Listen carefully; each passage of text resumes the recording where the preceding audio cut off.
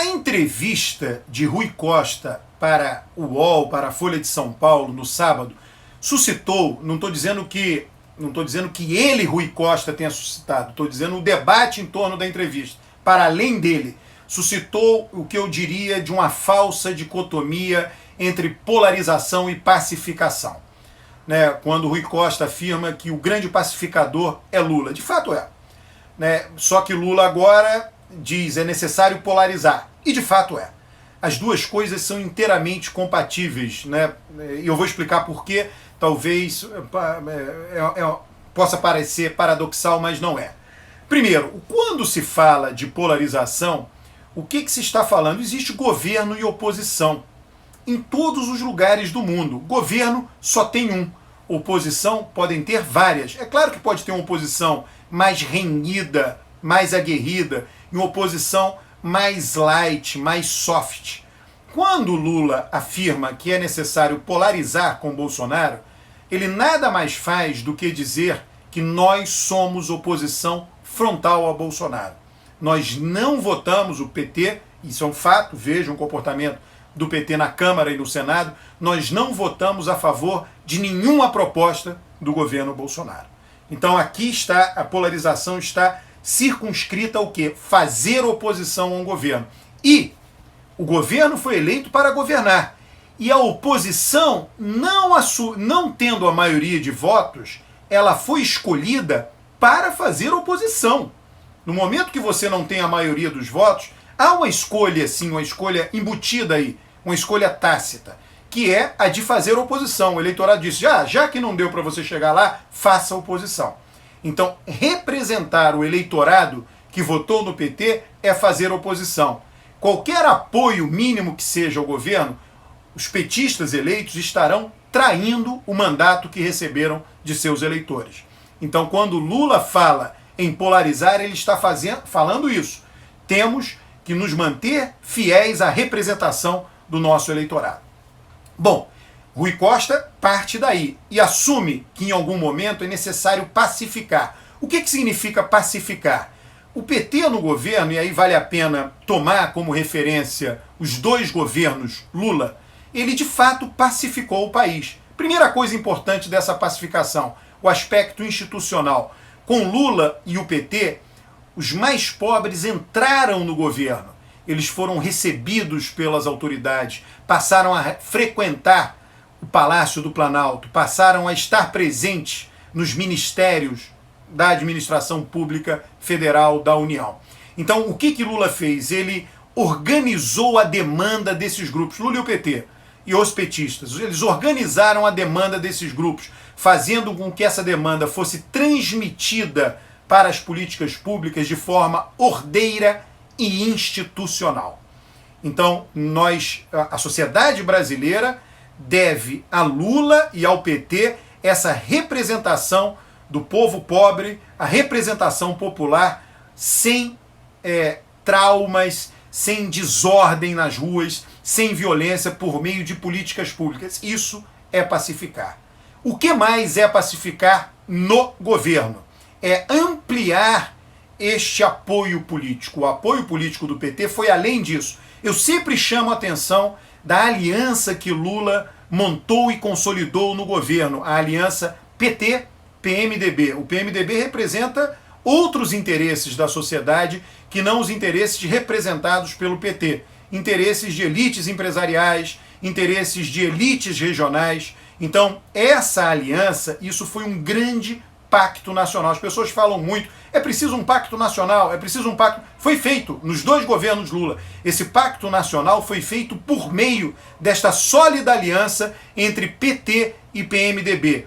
Um representando os interesses populares e dos mais pobres e outro representando o interesse de determinadas elites brasileiras. O PMDB representa, de fato, esses interesses. E Lula ampliou também. Ele representou e ele atendeu aos interesses do mercado financeiro, aos interesses empresariais.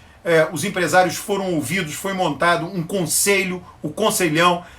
Havia uma interlocução contínua com o mundo empresarial. Então o objetivo de seu governo, quando o Rui Costa menciona na entrevista, foi um objetivo de melhorar a vida da maioria do povo brasileiro. E para isso, evidentemente, ele fez uma aliança dentro da qual todos ganharam. Pode ser que um ganhe mais, o outro ganhe menos, mas todos ganharam. E na política não tem nada de anormal isso. É importante que a maioria ganhe para que a maioria dê apoio àquele governo. Então todos ganharam dentro do governo Lula. Ganharam os eleitores pobres de todas as regiões do Brasil, particularmente do Nordeste, os beneficiários do Bolsa Família. Ganharam empresários que aumentaram sua fatia de mercado nacionalmente, internacionalmente. Ganharam todos os bancos de investimento do mercado financeiro. Enfim, muitos atores ganharam. É claro que outros grupos não foram representados, ganhadores e perdedores na eleição. Bolsonaro representa hoje uns grupos e tem os perdedores. Então, mas o que Lula tentou fazer em seu governo, e acho que conseguiu isso com bastante sucesso, foi ser o mais abrangente possível com relação aos interesses. Então, basicamente, foi uma aliança, como se diz, né, em qualquer estudo, uma aliança social-democrata, uma aliança que atendeu tanto ao investimento privado quanto à redistribuição de renda. Se nós olharmos todas as séries do índice de Gini, medidas por dados confiáveis, os dados do IBGE, o índice de Gini da população brasileira como um todo, da distribuição de renda no Brasil do governo Lula, o índice de Gini melhorou, a desigualdade diminuiu durante seu governo. Então, o que isso mostra? Eu sempre digo, eu sempre penso assim, como é que você pacifica uma sociedade muito desigual? Como é que você pacifica uma sociedade que tem um contingente grande de pessoas pobres, não no sentido técnico da pobreza, mas de pessoas que vivem uma vida muito dura? Você pacifica atendendo essas pessoas, sem deixar de atender outros que já ganharam muito no passado e que continuam ganhando, não tem nada demais com isso. Então, quando eu digo que a polarização convive com a pacificação, eu estou tentando mostrar isso, que nesse aspecto uma falsa dicotomia. Você pode polarizar, sim, porque é oposição, mas é oposição a um governo que não quer pacificar, ou que não tem o interesse, agora, nesse momento, pelo menos, de pacificar. O governo Bolsonaro, claramente, já várias pessoas escreveram artigos de jornais mostrando isso, o governo Bolsonaro quer governar com apoio de somente 30%. Lula queria governar com apoio mais amplo do que este. Tá? Então, é nesse sentido, né? Você polariza com um governo que não quer pacificar. Você polariza no momento, olhando lá para frente. Olhando no horizonte.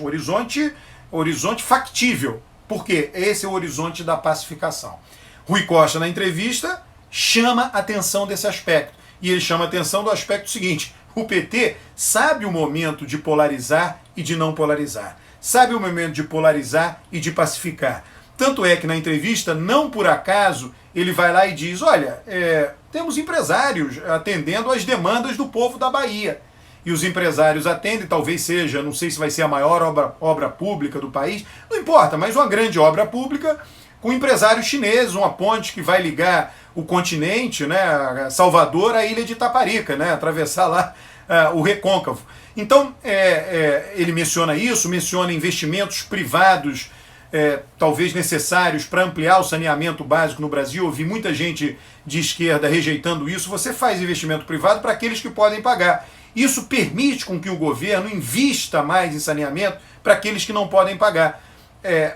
O saneamento vem se expandindo no Brasil, mas num ritmo mais lento do que recolhimento de lixo, que tem empresas fornecendo serviço pagas pelo governo, do que iluminação elétrica, que tem empresas investindo nisso, pagas pelo governo. Então a infraestrutura domiciliar no Brasil vem crescendo muito e cresceu muito, só que ela cresce menos e o atendimento é menor no que tange ao saneamento, por conta talvez do antigo marco regulatório, que a mudança foi ali defendida na entrevista de Rui Costa. Então, só para chamar a atenção disso, eu acho que o objetivo desse vídeo, o meu objetivo foi esse, mostrar, está sendo esse, né? Mostrar que a polarização, a ideia de polarização convive bem com a ideia de pacificação. O polarizador pacifica.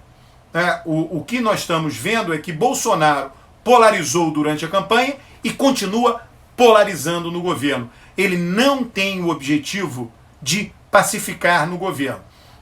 Esse objetivo pode vir a ser ocupado, mas ele, em sendo ocupado, ele não será neste momento. Ele será mais na frente, ele será numa reta eleitoral, ele será no pós-eleitoral. É nesse sentido que eu quero chamar a atenção da possibilidade de encaixar polarização com pacificação. Eu acho que isso é importante que você tenha em mente. As duas coisas convivem. É preciso, de fato, ampliar. O PT, sendo hoje o principal partido de oposição, nas minhas análises, a análise pode errar, a probabilidade nunca é 100%, a probabilidade menor pode acontecer, mas a probabilidade maior é que o PT, em 2022, tenha um candidato a presidente no segundo turno. Para chegar lá, em algum momento, depois de ele formar com muita clareza, e é o que está sendo feito agora, a marca de principal opositor do governo Bolsonaro, o que você faz? Toda vez eu gosto muito de utilizar a palavra negociar. Você negocia a sua imagem. Você forma uma forte imagem e lá na frente você flexibiliza essa imagem, você negocia essa imagem. Flexibilizar nesse sentido. Então, o PT forma agora uma forte imagem de principal opositor do governo Bolsonaro, tem outros opositores concorrendo com ele. E lá na frente, na reta, quando ele se consolidar, ficar claro que caminha-se para um segundo turno, PT versus Bolsonaro, ele flexibiliza. E aí vem a chamada pacificação. As duas coisas, nesse aspecto, são complementares. Quem tem uma imagem clara, quem tem uma imagem forte, e esse meu raciocínio serve tanto para instituições PT como para indivíduos, é aquele que tem a maior capacidade de negociar a sua própria imagem. Vamos recordar? Eleição de 2002, Lula, a imagem do radical, etc. Como é que ele negociou a sua imagem? Em diversos momentos da campanha. Momento 1, vice. Um vice do mundo empresarial mineiro. Momento 2, apoio de José Sarney, em agosto daquele ano. Agosto de 2002, fotos com Sarney. Ele foi ao encontro de Sarney, aonde Sarney pediu que fosse o encontro. Momento 3, carta aos brasileiros. Foi em direção ao mercado financeiro. Então, é isso. Quando você forma uma imagem firme, quando você finca pés firmes no chão, em algum momento você pode, sem prejuízo, negociar essa imagem. Ele vai em busca de aliados dizendo, e todo mundo sabendo, eu sou esse. Agora, isso não significa que eu não queira agregar, que eu não queira trazer mais gente para o meu time, que eu não queira colocar aliados na minha campanha e futuramente, caso vença, em meu governo. Então isso foi feito durante o ano eleitoral de 2002 e foi consolidado no governo. Lula foi inteiramente transparente. Ele antes não era o Lulinha Paz e Amor, não é isso? Imagem clara. Depois ele se tornou o Lulinha Paz e Amor, o candidato da Carta aos Brasileiros, o candidato que tem um vice-empresário, José de Alencar, de Minas Gerais, o candidato que vai encontrar com José Sarney, mas o que ele faz? Ele consegue ampliar. Então, eu acho que é essa leitura dessa entrevista. E aí Rui Costa diz mais. Diz mais por quê? Porque ele diz, Lula é capaz disso. Porque Lula já fez. Quem fez pode fazer novamente, pode fazer muito mais. Então, é nesse sentido que eu considero que polarização e pacificação, polarização e flexibilização, polarização e negociação da imagem são absolutamente compatíveis, são inteiramente compatíveis. Não há nenhuma contradição entre uma coisa e outra. Vamos pensar o oposto, alguém que não tem uma imagem clara. Tá? Ciro Gomes, né? Ora fala uma coisa, ora vai para o outro. O que ele vai negociar de sua imagem? Né? Ele nem polariza, nem tem condições de pacificar. As duas coisas, ele não vai conseguir fazer as duas coisas. Tá? Então tem isso em mente.